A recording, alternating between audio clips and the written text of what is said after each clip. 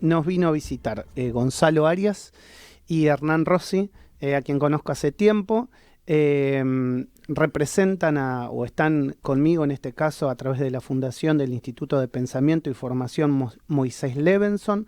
Están realizando y llevando adelante en conjunto, junto con un grupo también de compañeros, un programa para festejar los 40 años de democracia aquí en Radio Sónica, y estamos muy contentos de tenerlos todos los jueves a las 14 horas por esta misma casa, en este mismo estudio. Así es. Gracias por venir, muchachos. Qué alegría verlos y contar con ustedes para celebrar estos 40 años de democracia, ¿no? ¿Qué tal, Maxi? Qué bueno volver a verte y compartir un rato de radio con vos, y qué bueno que estemos también haciendo radio nosotros acá en Sónica. ¿Cómo se les ocurrió esta idea de llevar adelante un programa para conmemorar estos 40 años de democracia? Bueno, no era sencillo, porque nosotros consideramos que estamos en el medio de un proceso electoral dramático en la Argentina, en un contexto social, socioeconómico y político muy difícil, y se está hablando muy poco de los 40 años de la democracia, un poco por esto que está ocurriendo. Se corrió el eje, digamos. Se corrió el eje, y sin embargo está tan vinculado, ¿no? Porque probablemente todas las cosas que hacen que tenga este nivel de dramatismo el proceso electoral tienen que ver con aquellas asignaturas pendientes de estos 40 años, ¿no? O con el sueño colectivo del 83, bueno, todo lo que sí se logró consolidar, que creo que culturalmente la sociedad argentina es democrática, pero todo lo que probablemente los sectores de la política y las instituciones de la democracia seguimos debiéndole a la sociedad argentina. Bueno, y decidimos entonces hacer un recorrido histórico que nos permita hacer un puente entre los distintos sucesos que fueron jalonando la historia de estos 40 años, desde el 83 hasta hoy, y tratar de vincularlo con la actualidad. Y qué sé yo, el primer programa fue, por ejemplo, el cajón de Herminio Iglesias y, de alguna manera, el fin de una etapa violenta de la Argentina, decretado por la sociedad en las urnas, y algunas cosas que nos preocupan de la violencia actual, ¿no? Entonces, haciendo ese puente. Este jueves tienen a Graciela Fernández Meijide, Exactamente, creo, ¿no? sí. Seguimos con Graciela Fernández Meijide, con la cual vamos a hablar de la CONADEP y el juicio de las juntas, ¿no? Otro mojón, porque esto que decía Hernán, entendemos que hablamos de la violencia en el sentido de que había que terminar con la violencia y había un candidato que hablaba de la paz. Esa paz se consolidaba con memoria, verdad y justicia, y por eso ahora viene Graciela Fernández Meijide a hablar justamente de la CONADEP y el juicio de las juntas. Y después seguiremos avanzando con la transición democrática al final del gobierno de Alfonsín, etc. La idea es recorrer estos 40 años con aquellos mojones que fueron fundamentales para consolidar la democracia que tenemos hoy. ¿Ustedes son de esos que piensan que tal vez por cómo finalizó el gobierno de Alfonsín no tuvo la reivindicación que tendría que haber tenido en ese momento y la consiguió a lo mejor en estos últimos años, donde la sociedad se paró de otra manera frente a la figura histórica del expresidente? Bueno, es algo que suele ocurrir, ya nos había ocurrido con Arturo Illia. Sí, es verdad. ¿No? Es verdad. Creo que sobre todo los dirigentes del radicalismo, no solo los que llegaron a ser presidentes, sino otros como Balbín, Larralde, Levenson, han sido reconocidos póstumamente en función fundamentalmente de su honestidad y su dedicación personal a la vida pública, sin llevarse nada, absolutamente nada a su bolsillo, ¿no? Y uno de los grandes problemas de estos 40 años de democracia ha sido que muchas veces los sueños colectivos terminaron enterrados en la corrupción generalizada, ¿no? Entonces me parece que ahí hay... En sueños particulares que se cumplieron, ¿no? Comprarse una casa, un auto, un yate. Por eso no nos vamos a evitar nada en este recorrido histórico. Vamos a hablar también, por ejemplo, del valor que tuvo lo que recién decía Gonzalo, de el juicio a las juntas y la CONADEP, o sea, la verdad y la justicia, pero en comparación con bajar el cuadro de Videla, que tiene su valor. Obvio. Que tiene su valor, ¿no? No es algo que esté mal, fue algo importante, pero hubiese sido una gestualidad importante si se la hacía reconociendo lo que había ocurrido antes, ¿no? Y que la construcción de la democracia argentina es colectiva y quizás no estaríamos en esta grieta tremenda en la que estamos. Bueno, por eso es, desde el pasado hacia el presente. Van a ser 9 capítulos y bueno, esperamos que... Sí, me parece que se van a quedar cortos. Sí, nos va a faltar. Seguramente nos va a faltar, se van a quedar cortos. Nos va a faltar. Pero es importante hacerlo. Sí. Eso nos pasó cuando un poco lo armábamos el programa, ¿no? Empezábamos a ver cuáles eran aquellos hitos y nos dábamos cuenta que nos faltaban muchos. Claro. Y teníamos que elegir cuáles para nosotros, en función de valores y un montón de otras cosas, eran los que queríamos dar a luz y charlar acá entre todos. Y esto que decía Hernán era muy importante, ante tu pregunta, de esa posición que tenía que tomar Alfonsín cuando tenía que terminar su mandato. Sí. Si tenía que pensar en su logro personal, entregué el mandato, o si tenía que pensar en esto. 40 años después, seguimos en democracia y el título del programa, que es un poco, así abre Alfonsín su última asamblea legislativa ante el Congreso, diciendo hoy nos parece natural un montón de cosas que él enumera. Pero eso no se había dado nunca en la historia argentina, todo junto. Y hoy nos damos cuenta que Alfonsín terminó con 50 años de golpes de Estado y dejó 40 años para adelante. O sea, lo de Alfonsín es gigantesco. Y eso es lo que tratamos mínimamente con nuestro granito de arena de representar en estos programas. Yo creo que fue lo que vos decís, tomando un poco esa palabra, fue gigantesco en varios aspectos, inclusive ya no siendo presidente cuando habilita la reforma del 94. Porque, digamos, en su momento mucho se lo criticó por haber habilitado esa reforma del 94, pero siguió generando paz, siguió generando estabilidad, incorporó derechos a la Constitución Nacional, que fueron derechos modernos. Tal vez hoy algunos le pueden haber criticado la modificación del plazo de 6 a 4 años y de habilitar la reelección, pero sin eso también hubiese sido intestino la pelea con Menem en ese momento. Un tipo que, digamos, cuando lo mirás hacia atrás, decís, supo estabilizar y evitar lo que hoy tenemos. Una grieta que se hubiese generado tal vez antes, ¿no? Permitime hacer un puente histórico, pero hacia atrás, con esa actitud de Alfonsín, del Pacto de Olivos, que es a lo que vos haces referencia. Exacto. Con el Balbín que se abrazó con Perón, ¿no? Porque esa también es otra gran grieta de la Argentina, ¿no? El peronismo y el antiperonismo, que en ese gesto simbólico de Balbín abrazando a Perón, bueno, dos grandes líderes quisieron ponerle fin a esa división. A Balbín le costó mucho electoralmente en las elecciones posteriores, no pensó en eso. Él pensó en que había que pacificar la Argentina. Bueno, no pudieron, Perón y Balbín, y después vino la peor noche que vivimos, que fue la dictadura militar.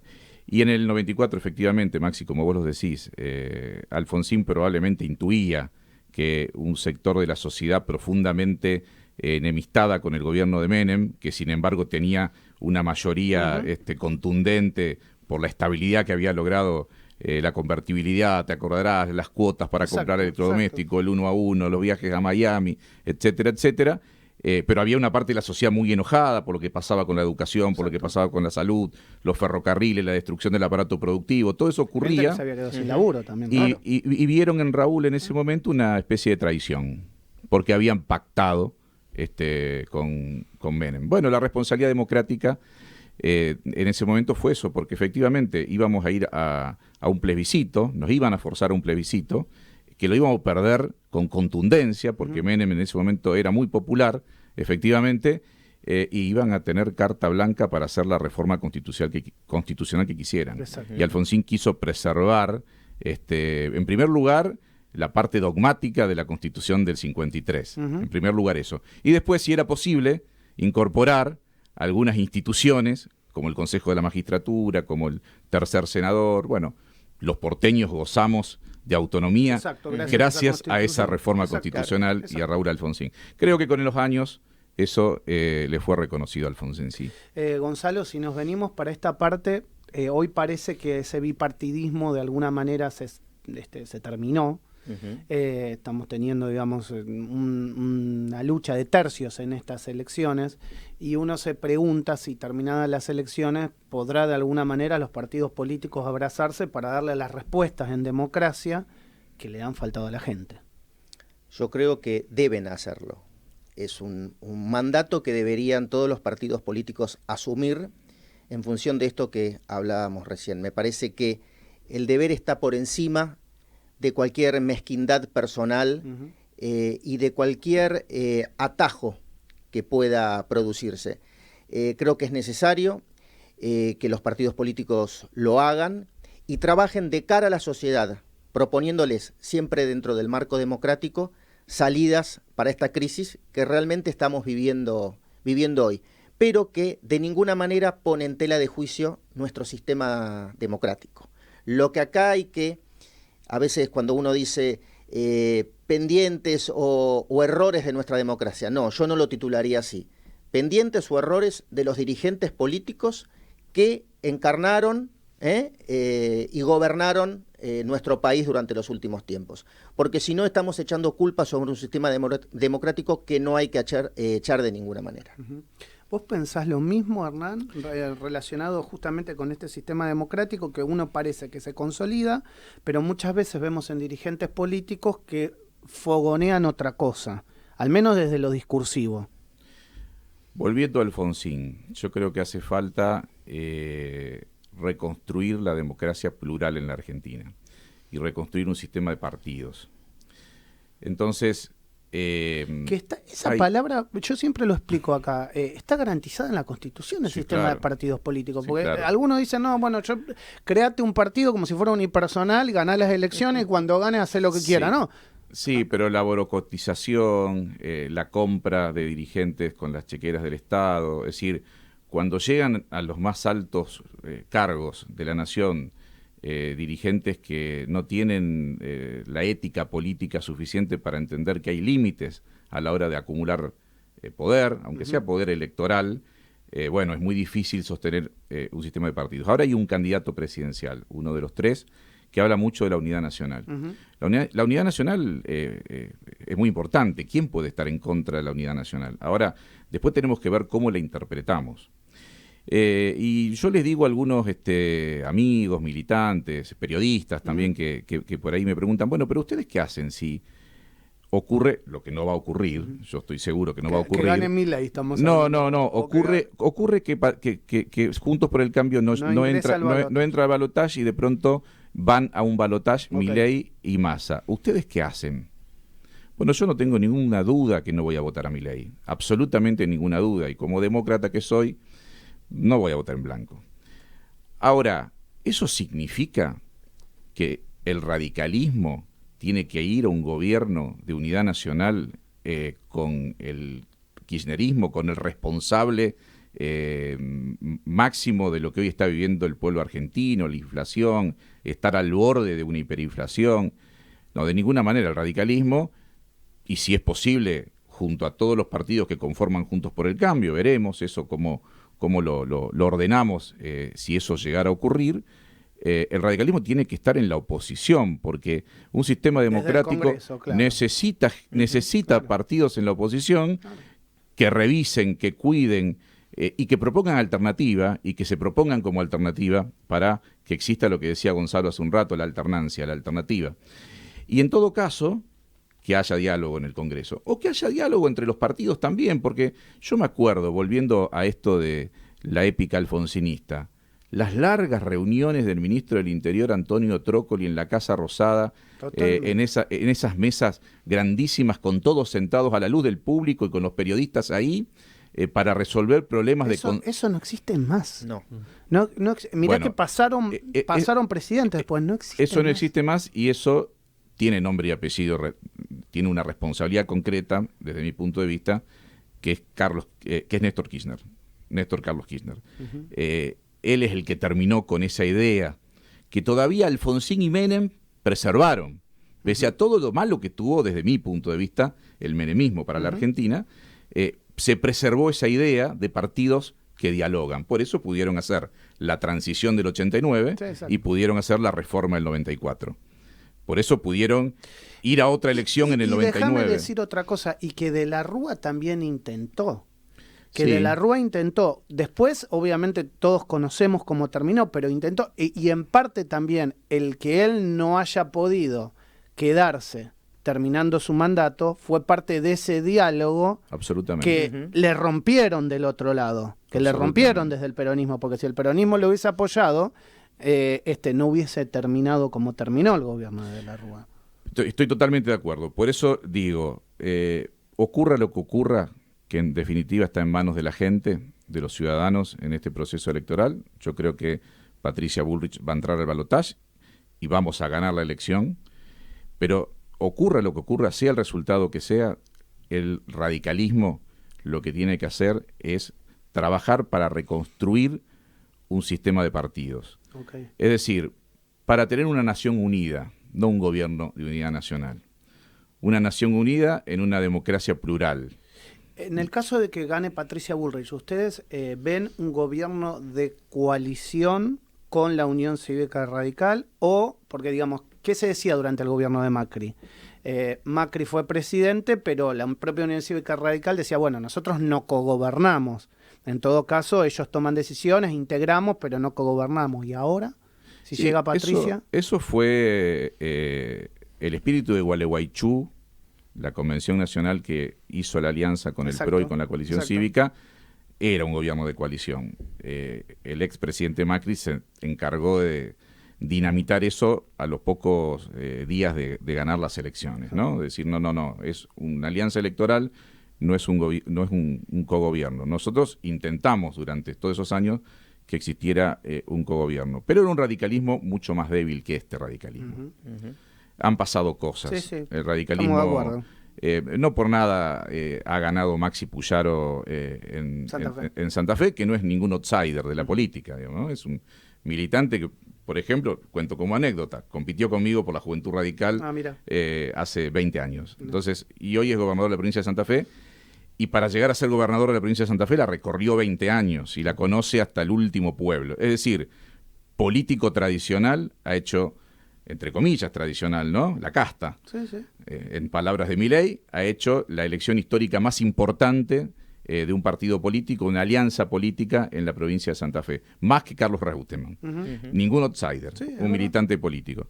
Entonces, ni hablar del Chaco, donde gobernamos, las ciudades que gobernamos, lo que hicimos en la ciudad de Buenos Aires. Sacamos los mismos votos que Jorge Macri, un poquito menos, 20.000 votos menos.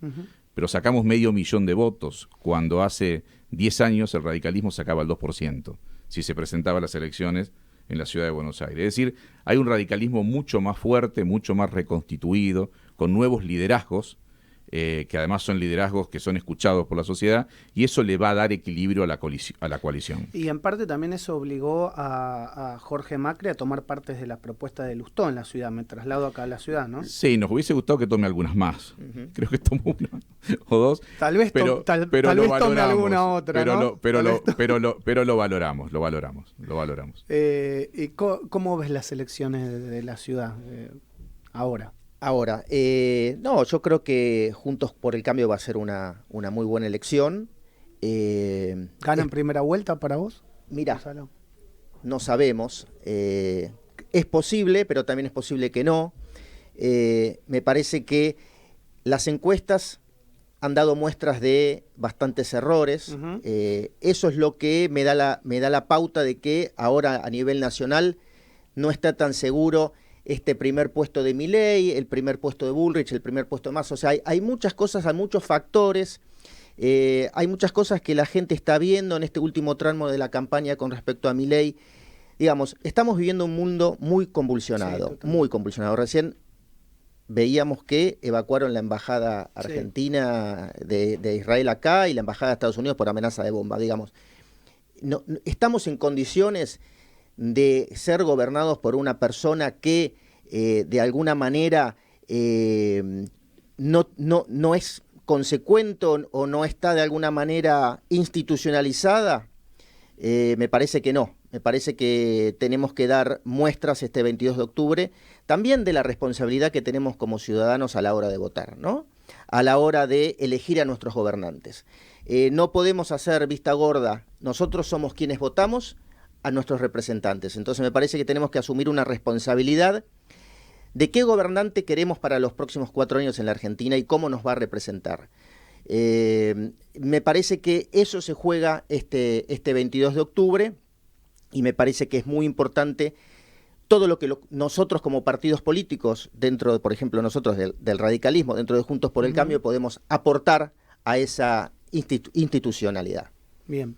Les quiero agradecer por haber venido al arranque, les deseo mucho éxito con este programa que obviamente celebra, conmemora los pasos de los 40 años de democracia.